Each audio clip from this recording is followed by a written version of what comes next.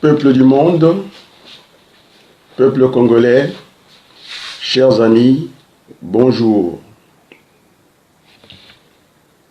Télé Congo a craqué sous la pression des réseaux sociaux et ne publie plus ses journaux télévisés dans le réseau YouTube. C'est un moindre mal, en tout cas, pour le peuple congolais. Et pourtant, le torchon brûle au Maroc, à Cuba et dans bien d'autres localités pour le non-paiement des bourses des étudiants congolais. Monsieur Jean-Claude Makosso, non, c'est pas Makosso, Monsieur Jean-Claude Gakosso, le ministre des Affaires étrangères, des Congolais et de l'étranger de Denis Sassou Nguesso. Ces derniers n'a jamais rencontré un seul Congolais à l'extérieur du Congo. Il croit que l'étranger sait faire des multiples allers-retours à Ouyou. Pour lui, ça c'est l'étranger. Emprunter un avion dans les airs, il croit que c'est l'étranger. Alors qu'il y a une souffrance du peuple congolais à l'extérieur, surtout des étudiants boursiers, dont ils ont vraiment la responsabilité et la charge.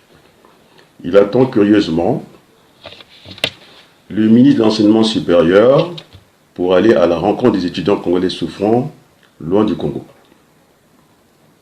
Mon jeune frère Thierry Mongala, il faut le lui dire, parce que jusqu'à maintenant il n'a rien compris, le pouvoir de Denis Sassou Nguesso n'est pas légal, ni son projet de société pour le Congo.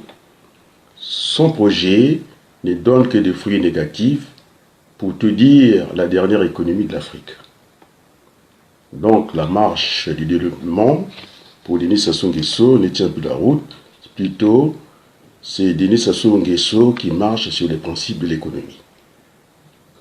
Cette semaine, sur les antennes de Télé Congo, un comité ministériel présidé par Clément Mwamba reconnaissait la dernière place du Congo dans le monde.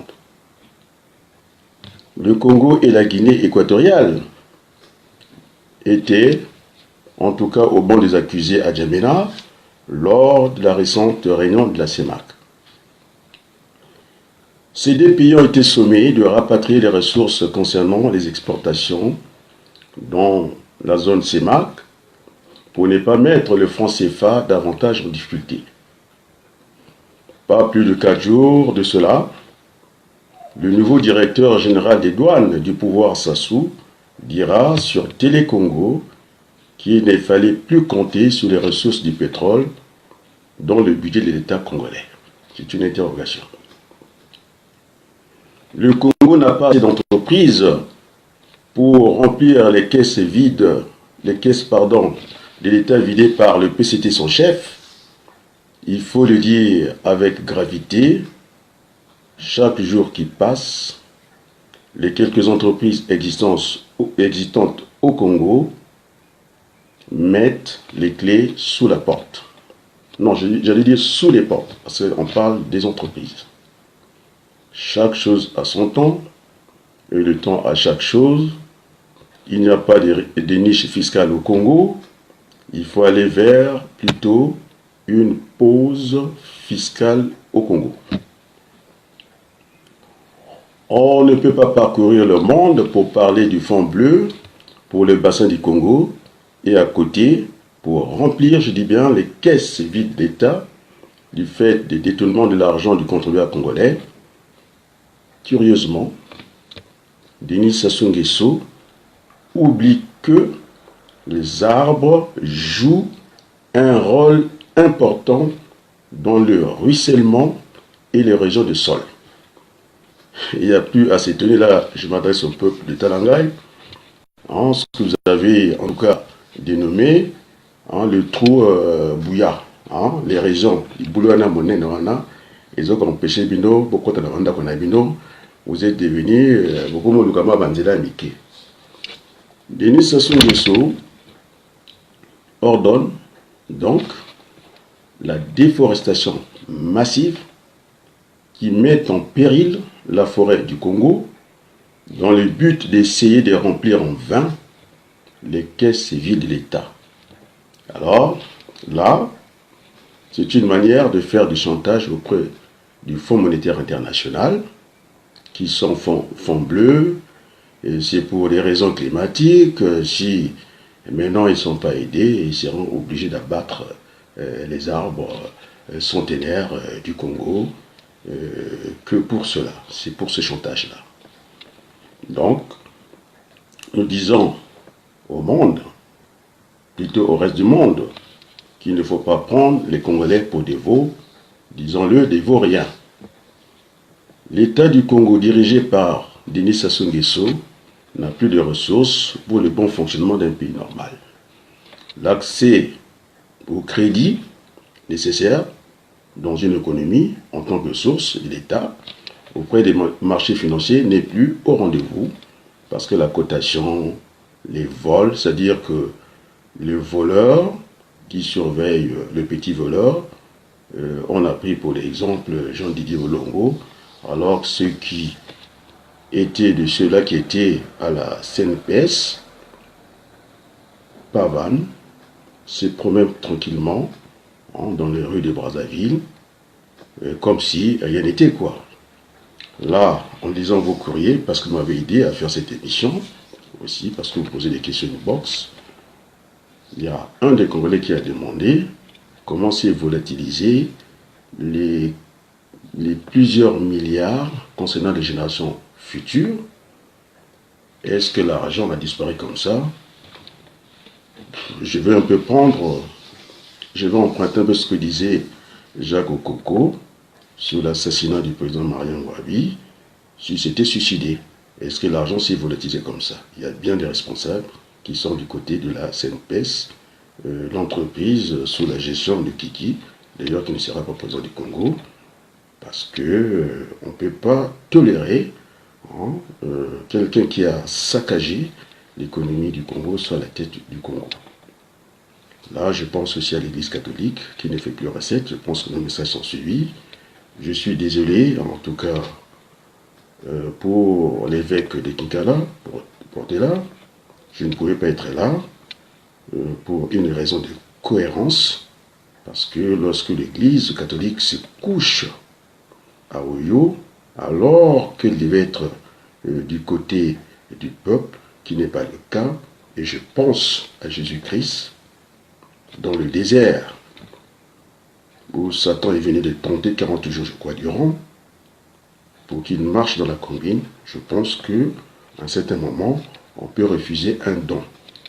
Et quand je dis refuser un don, on a vu l'abbé Pierre en France refuser la Légion d'honneur. Donc, l'Église catholique du Congo, pour ne pas parler des églises. Je ne sais pas si c'est les églises du Congo qui sont sur cette houlette d'accompagner, de nous distraire pour le destin commun, le patrimoine commun, le Congo. Donc je ne jette pas l'anathème à toute l'Église catholique. Je m'adresse à ceux qui étaient du côté de Yo pour recevoir cette clé basilique, je ne sais pas quoi. Je pense qu'on pouvait refuser cela. Donc j'ai parlé de l'abbé Pierre en France. Et donc, il incombe au peuple congolais, à l'image du peuple algérien, de mettre fin aux aventures, je dis bien, de Denis Sassou Nguesso à la tête du pays. On ne peut pas s'enculer 40 ans dans un pays au résultat très contestable. Et donc, nous sommes aujourd'hui dans ce qu'on appelle ce petit village planétaire où les choses se jouent en temps réel. Nous ne pouvons plus continuer avec M. Denis Sassou Nguesso. Je pense qu'il peut opter pour une sortie par le haut, semble-t-il que du côté des Mbobo, pas loin de Oyo, qu'il était intéressé par l'agro-pastoral. Et donc, on ne peut pas s'occuper ou contempler ces vaches au détriment de la gestion d'un pays. Donc, il faut impérativement passer par la case dialogue national inclusif pour une transition politique de 2 ans. Là, j'ai fait une invitation aux amis de Mokoko, avec les moyens dont ils disposent aujourd'hui. Ça ne sert à rien de passer par des murs de lamentation.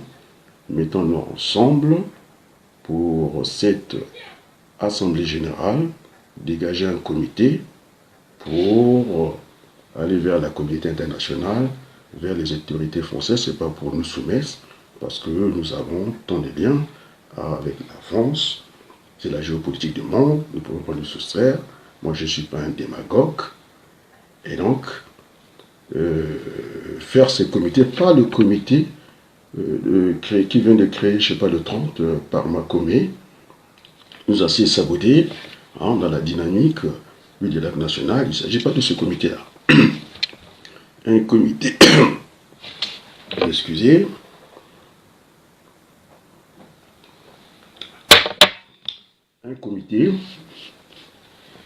un comité qui sortirait de cette assemblée générale pour faire face à la communauté internationale et aussi ne pas fermer cette brèche ouverte par les Nations Unies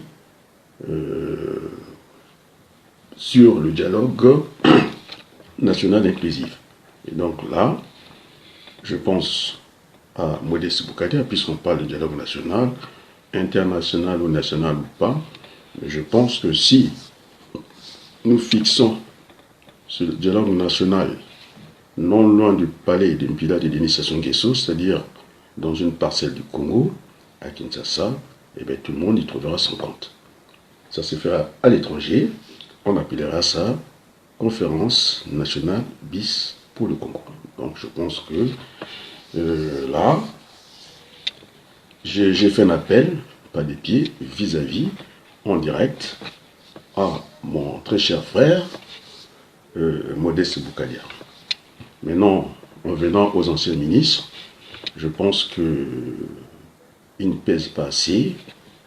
Ils se contentent d'aller dans des petites réunions, alors qu'ils devraient encourager cette idée d'assemblée générale pour pouvoir dégager un comité pour aller rencontrer la communauté internationale ou la communauté internationale des États, c'est-à-dire en pensant aux Nations Unies.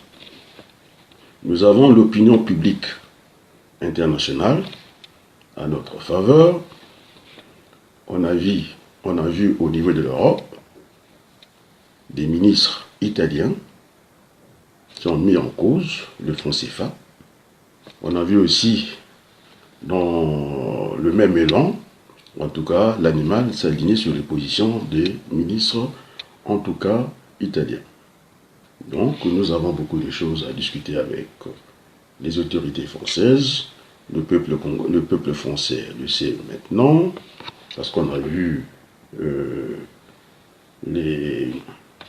comment on appelle ce garçon qui fait, en tout cas, cette communication dans le métro, pour dénoncer un peu ce mal de vivre au Congo, alors que nous sommes un pays très riche, qui regorge des minéraux partout, et donc cela n'est plus tenable, avec le bois, le pétrole, le franc CFA. Nous sommes membres de l'OPEP, car collé à la dernière place de l'économie africaine, et puis être la 182e économie du monde, c'est reconnu par M. Clément Mamba, et donc on ne peut pas continuer. La constitution actuelle, c'est une constitution qui n'a pas été votée par les Congolais. Donc notre pays, je m'adresse aux juristes, fonctionne par défaut. C'est vrai que je serai candidat à l'élection présidentielle, c'est un sous-entendu, mais nous ne pouvons pas aller à une élection présidentielle tant qu'on n'aurait pas corrigé le fichier de M. Mboulou, où la plupart des électeurs sont au sud, et nous avons moins de députés, et que dans ce désert démographique dans le nord, qu'on ait plus des représentants à l'Assemblée nationale. Donc ça ne tient pas debout, ça ne tient pas la route. Donc, pour réguler ces pouvoirs par défaut, on ne peut pas passer autrement. On doit passer par la case dialogue national inclusif qui accouchera d'une transition de 2 ans pour pouvoir gérer les affaires courantes et préparer les élections crédibles dont j'ai déjà annoncé ma candidature. Maintenant, les petits chefs de la diaspora, c'est pas la peine. Je pense qu'on peut aller dans une organisation collégiale.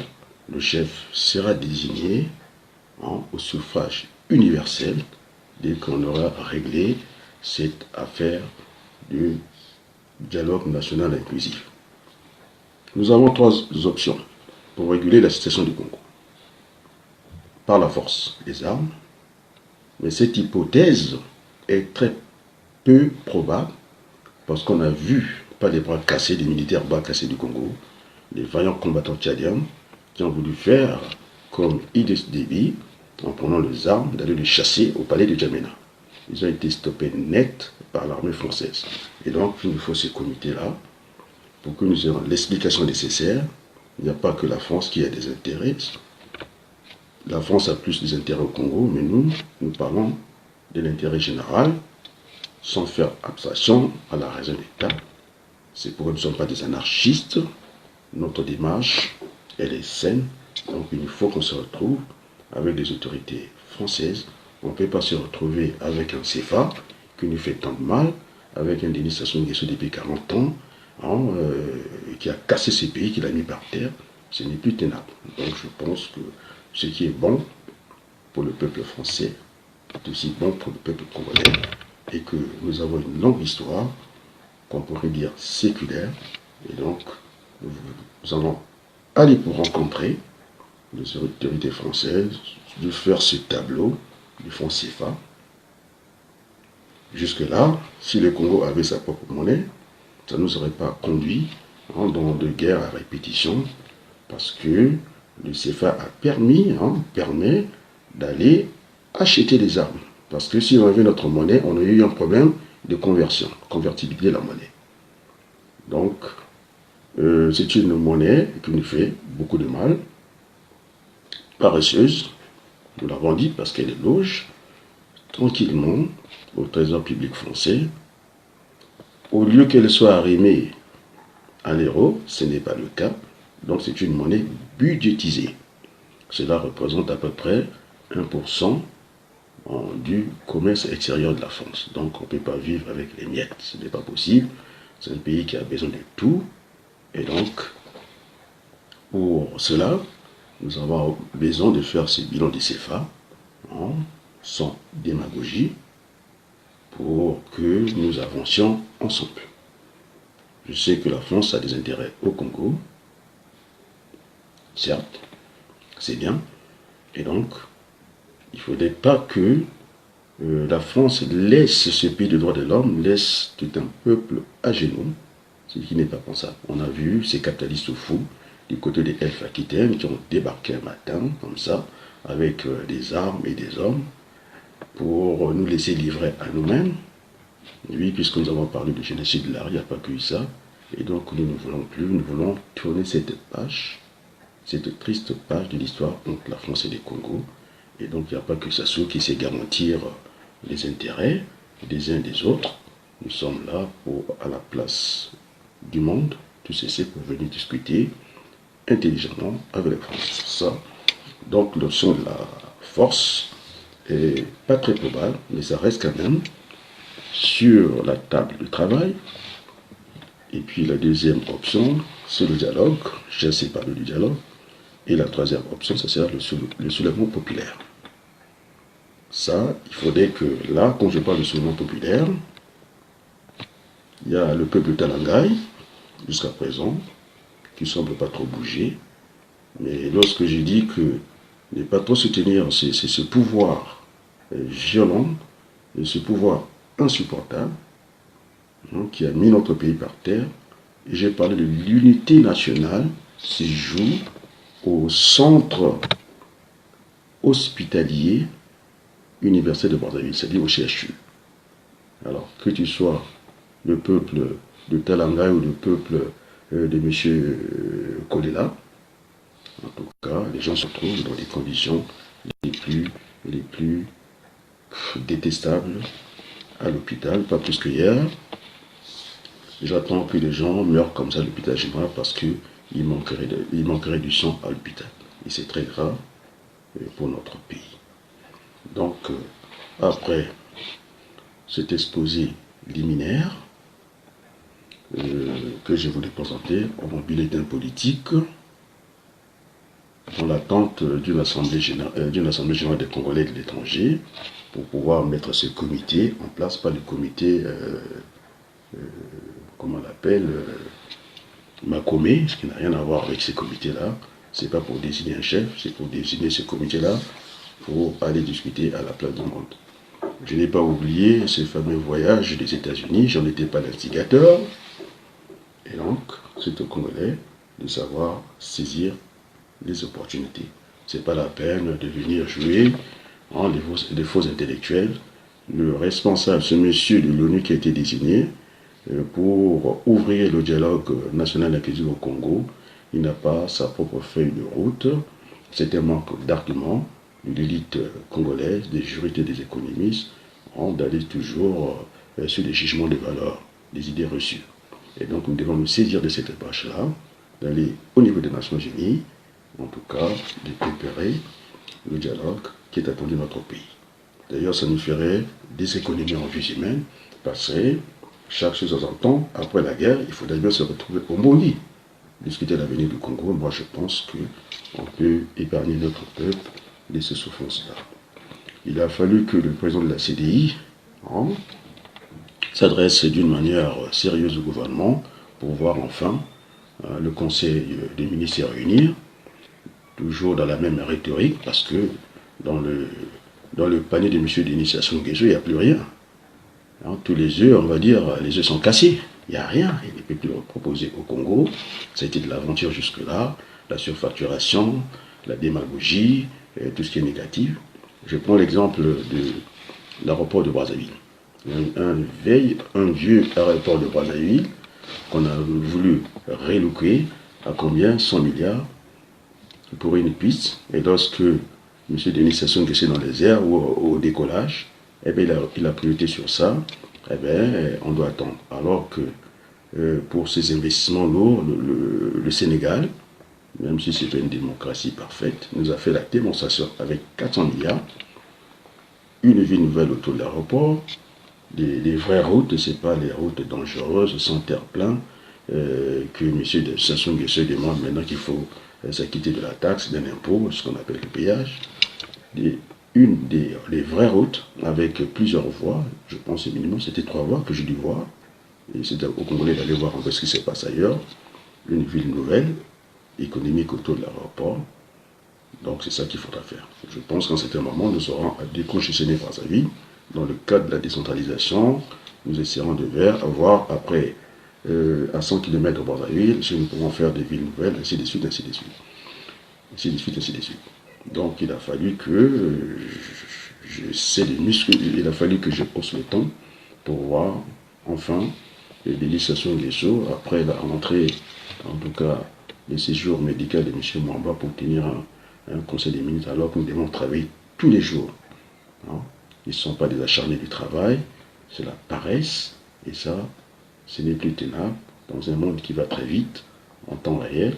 Et nous voulons le changement. Donc je demande au peuple congolais, la unité Botakisamakila, pour le moment, nous pouvons faire ce qui se passe aussi ailleurs, de suivre, je dis bien, l'exemple des Algériens, de barrer la route à Denis Sassou Nguesso, pas un autre mandat, parce que le pouvoir n'est pas légitime.